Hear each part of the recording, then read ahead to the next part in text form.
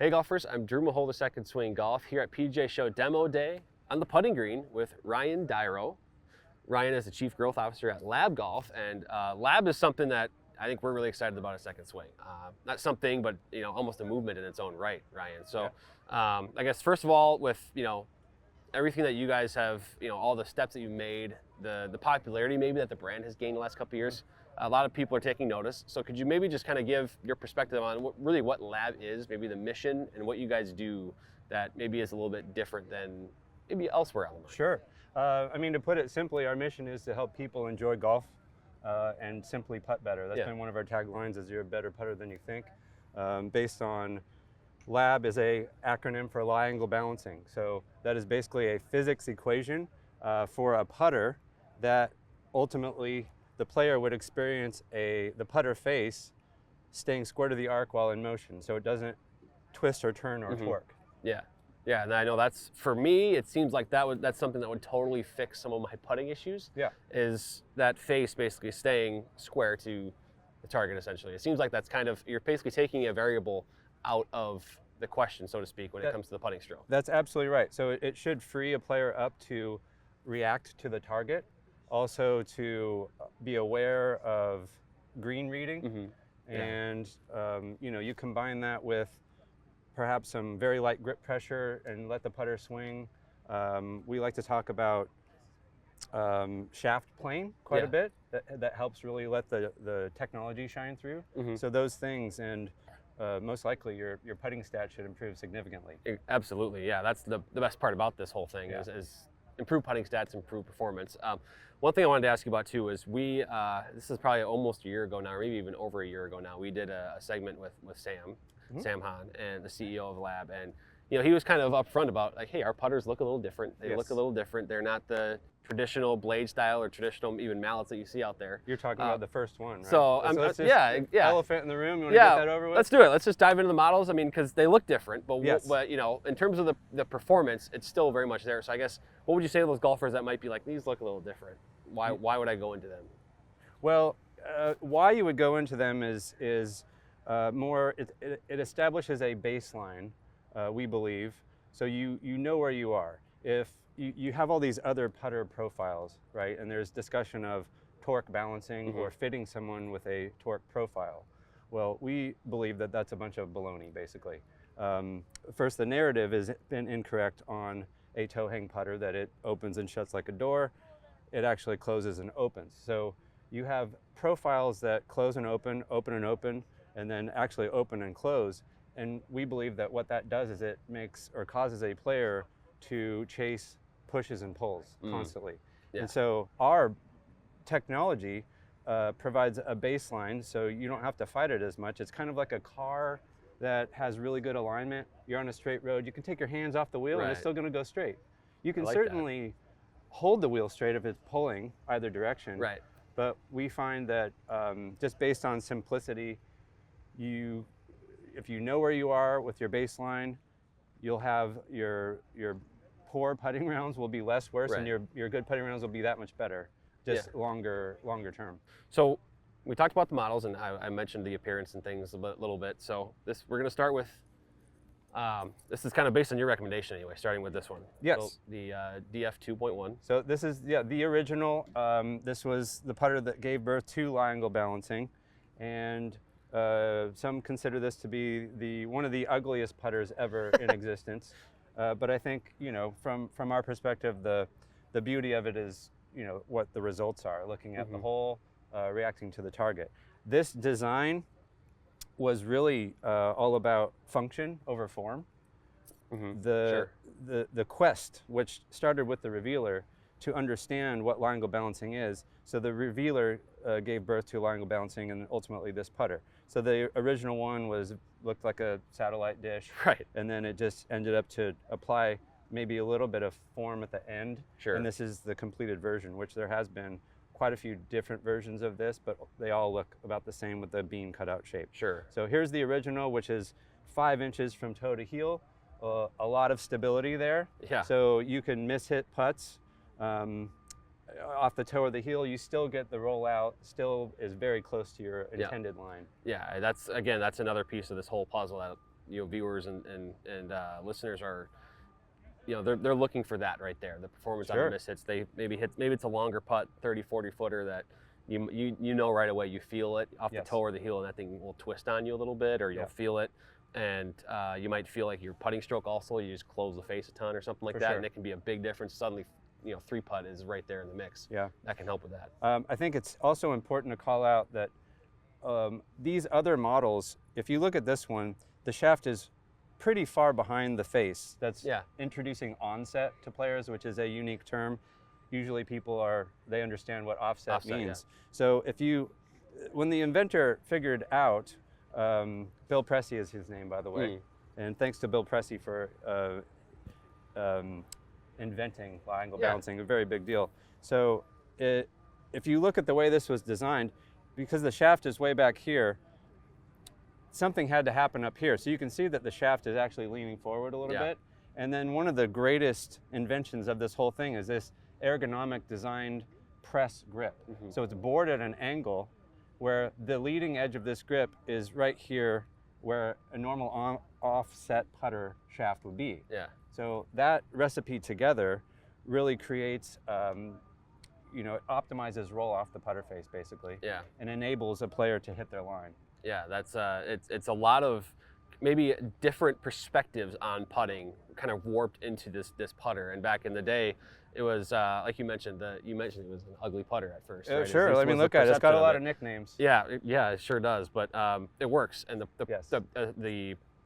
premise of it worked, and now that's where over the years these new models have come about. And so I wanted to bring up the next one here. Which to me, I'll be honest, is a little more aesthetically pleasing. Absolutely. But, talk about this one here.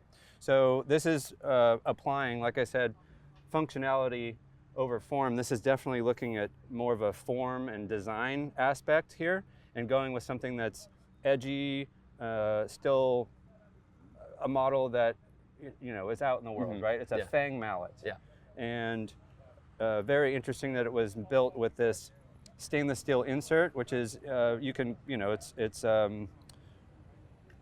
either left-handed or right-handed pretty easily, so we don't have to actually make two different heads.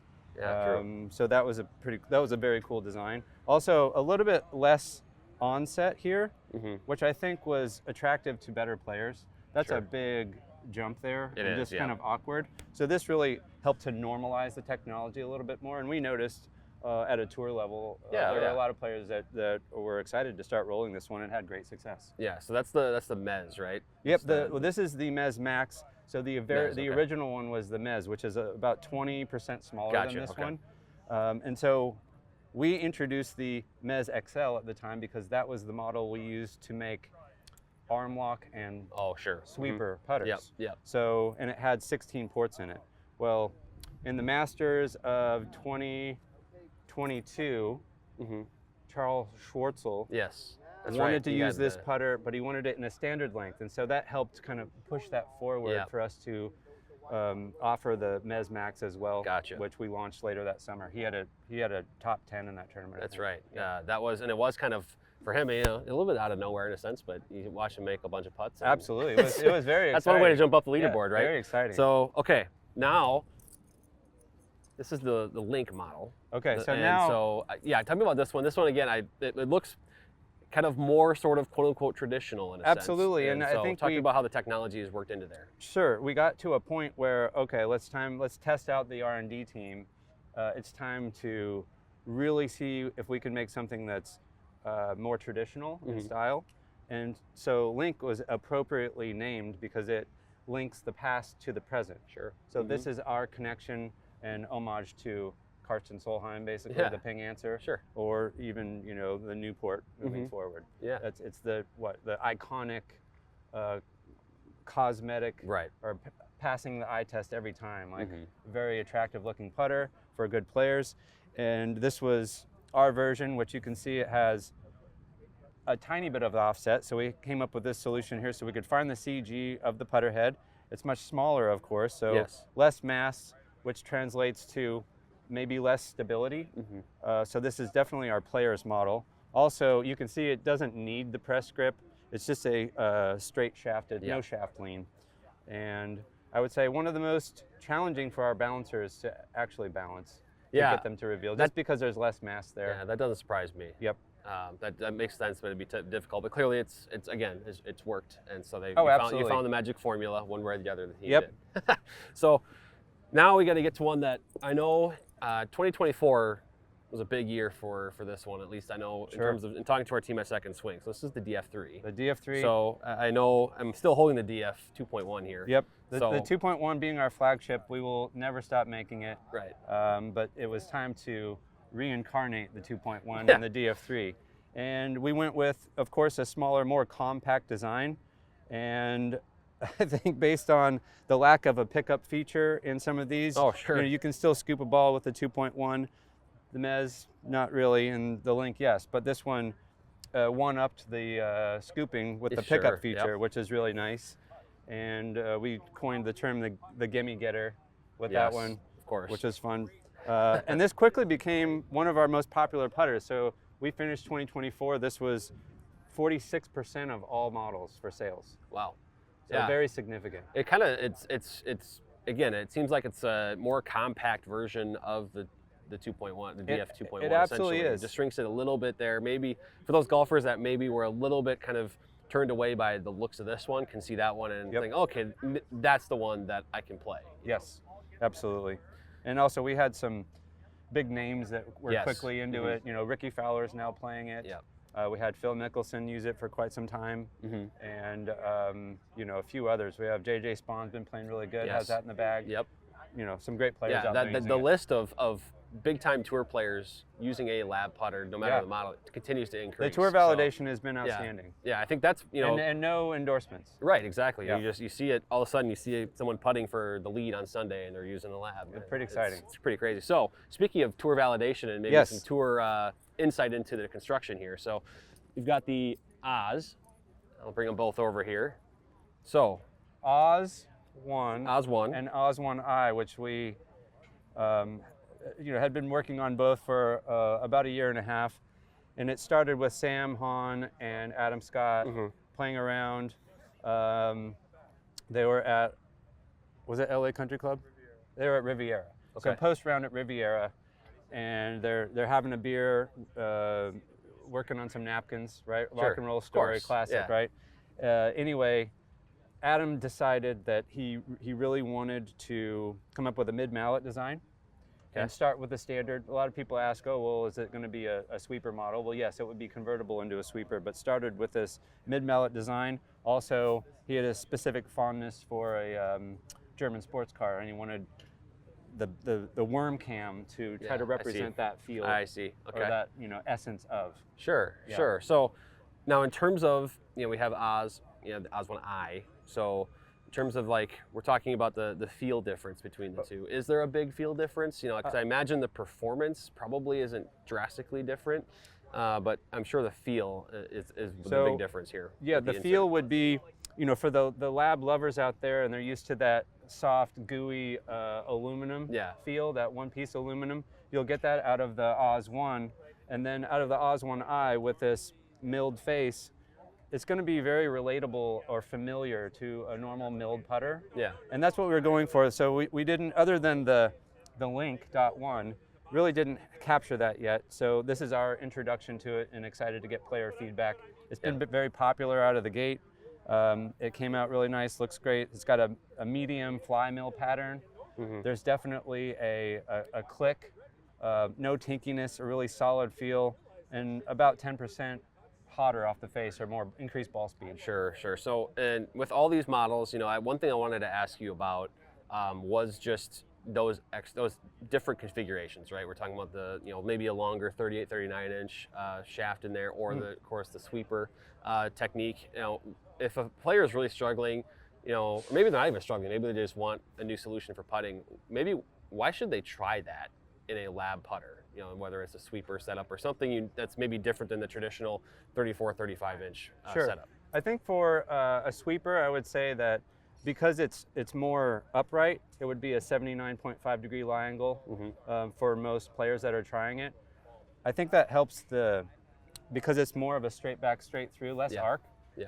I think it would help the the technology being a little bit more available. Sure. And also the way that we're building putters in general for any style is just, it's different. We craft them, we balance each one of them. They're all built and balanced to the specification and the components in which it's made. Yeah. It's not mass produced, right? Right. So it's tuned to rigorous tolerances. So I think that's the main difference. Yeah. And so whatever style the player chooses, just know that that's our dedication to the brand. Yeah. And we will not deviate from it. Yeah, I like that. I mean, you got here by being true to yourself in that sense. I mean, the brand has stayed true to L.A.B the entire Absolutely. time, and We can only make them as fast as we can make them, which Right, is about right. 700 a day at this point. Yeah. And I know that, you know, there's competition out there, and they're definitely mass producing them. So I would say they have wider tolerances, and they're you know, 5 out of 10 or whatever have you would be, you know, similar or stay square in a revealer probably. Exactly. Yeah. So, well, as we start to wrap up here, Ryan, Yes. I appreciate your time for one. Oh, absolutely. Making some time for us here on demo day, and you know, us at Second Swing, we've been really thrilled with L.A.B, kind of the popularity that it's seen and kind of the validation on tour, but also just how well it's been in the, you know, our putter fitting bays for golfers. They're loving them. So I guess, is there anything else that you want to leave for the viewer or the listener here that, again, maybe they're a little hesitant to try something different here with L.A.B? I guess, what would you tell that person and what it would do for their game? I think back to the analogy with the car, I think that's the most relatable and best analogy that we have. If you want to have a baseline and know what your putter's doing always, you can rely on a L.A.B to stay square to your arc. You can focus on green reading, and you can focus on simple mechanics to power your stroke. But really, this putter is going to function very well, and don't forget, you're a better putter than you think. I like that. Golfers, you're a better putter than you think. So find that out in a fitting at Second Swing for a L.A.B putter. Ryan, thank you so much for the insight today. This was fantastic. Yeah, appreciate it, Drew. Thank you.